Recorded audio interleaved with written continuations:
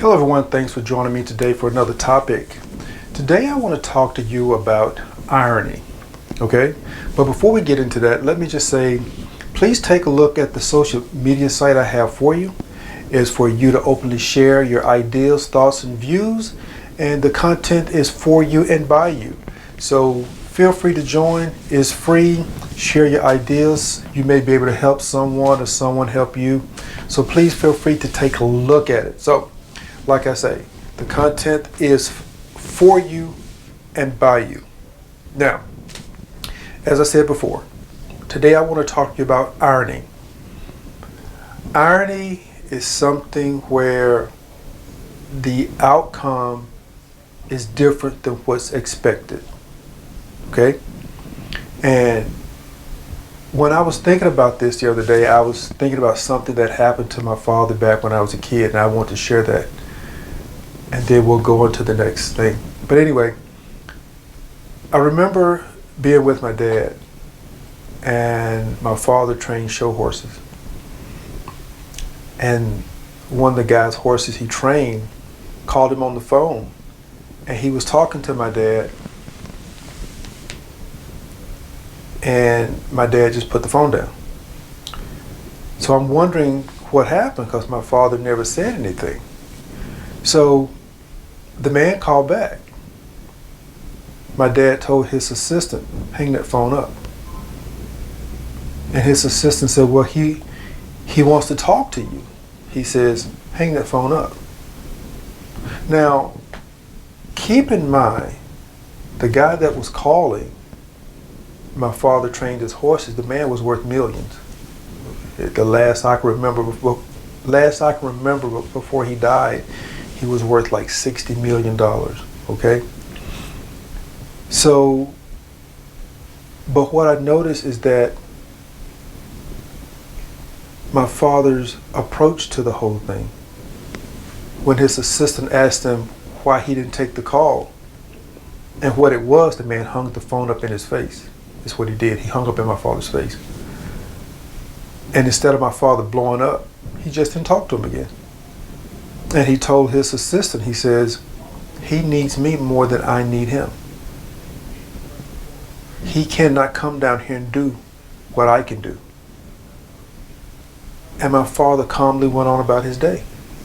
And he told his assistant, if you want to go home, you can go, but I'm not taking that phone call.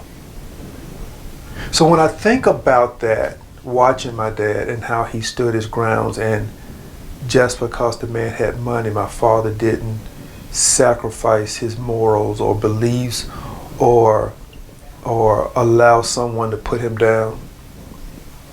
And I guess that's why I kind of take the approach to life the way I do today. And when I think about that, and from what I've learned today, I'm happy that my dad did that, because it taught me something. You know, someone wants to treat you a certain way, you don't have to act a fool. You don't have to fawn over them, because they need you more than you need them. So here's where I am here today, guys. And with that in mind, I kind of go on and look at how the guys approach the girls in the Philippines. You're fawning over them. And why? They need you more than you need them. And one person I know contacted me the other day and told me something about what happened to him. And I'm going to share that here with you today, because his message hits on point as to what we as men should be doing. But we're not. We're fawning over them as though they're the Holy Grail, and they're not. So I'm going to share this with you, and just a little food for thought here, okay? Okay. In his message, he goes on to say, and I will read you, and I quote, "Had to let my girl here in the Philippines go. She's stressed because she says I pressure her. I told her if she sees it as pressure and is stressing her, then I'm not for her. Now, all I told her is that I expect her to have goals. I expect her to earn money on her own. Only way I will help her is if she's helping herself. I'm not going to send money to a woman that is just sitting on her ass, and I expect her to be honest and transparent. Also, I'm not here to support her family. This was too much for her. She says this was too much pressure for her. So I said, cool. You're not strong enough to deal with me? Bye. He goes on. Many of these women totally lack ambition. Living from day to day is what they've gotten comfortable with. I can't fight that battle, so bye. I don't give a shit how fine they are. Fuck. So, that message shows what our approach should be. We should be expected more from them just to be sitting around. You did not work all of your life just to go somewhere and start handing someone your money because what? They got a pretty face, nice body, they got what? Okay? No. You shouldn't have to do that. So I like the way he sent this to her, letting her know if being ambitious, being part of a union, being responsible, contributing to the unit as a whole is too much for you, then you need to move on. And that's totally respectable. And I don't blame him.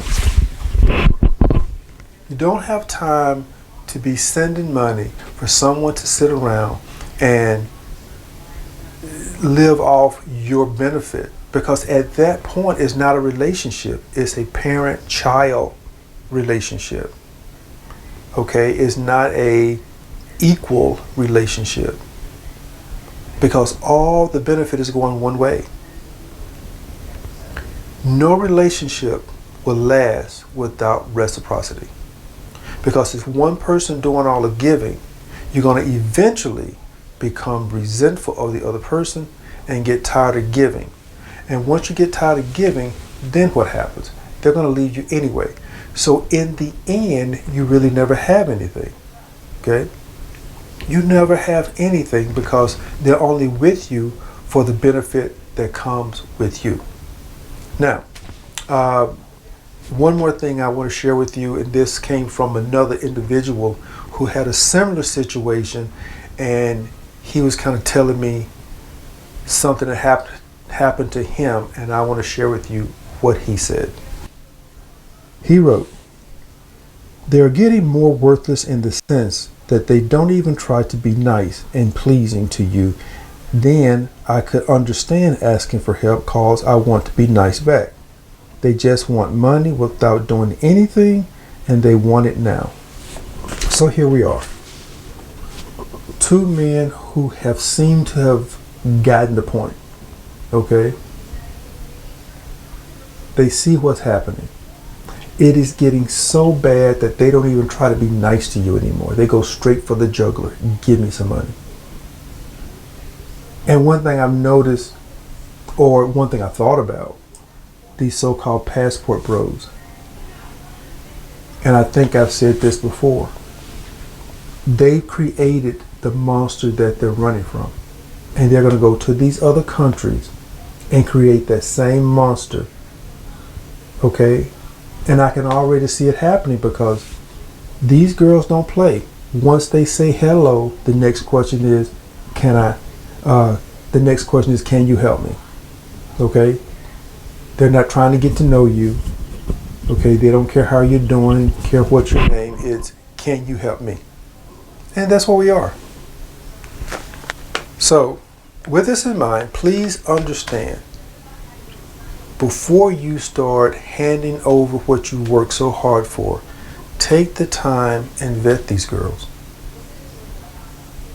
Because what's going to happen is, if you really want to see a person's true character, close your pocket.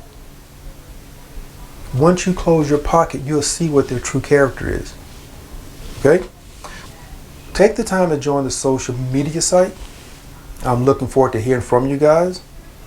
like, subscribe, and share. And I hope this helps you out in some way. Take care. Bye.